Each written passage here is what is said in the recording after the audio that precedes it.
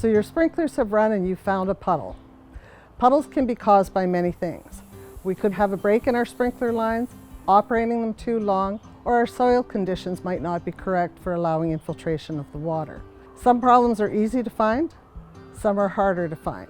If you like playing in your garden, you can actually be a really good detective and go looking for them.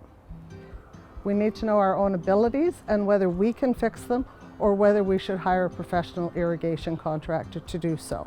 Today what we're going to do is review some of those problems and ways to repair them or fix them. First common reason for a puddle is that our sprinklers are on too long. This is easy to fix. We go to our controller, we adjust and do what's called cycle and soak, trying to mimic rainfall. We take the total amount of time that we want to run our sprinklers, break it down into shorter run times with a period in between to allow the water to soak into our soil. If we require 24 minutes per week on our 2 designated lawn watering days, we can operate for 3 cycles of 4 minutes each, leaving 15 minutes in between each one of those cycles to allow the water to soak into the soil. This can easily be accomplished within the CRD watering times. We can follow the bylaw and have the water actually soak into our soil. Second reason could be that a sprinkler is broken. We may have a nozzle that has blown off.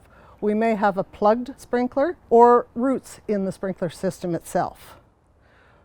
When we find this, we take the sprinkler apart, wash it with water, remove any dirt, reassemble it and reinstall it. For a rotor, there may be a leak around the head. This could be a leaking seal. Again, it could be a plugged filter in the base of the sprinkler. We take it apart, we wash it, put it back together and put it in. Third reason could be a break in the pipe. Some are easy to find, water shooting straight into the air.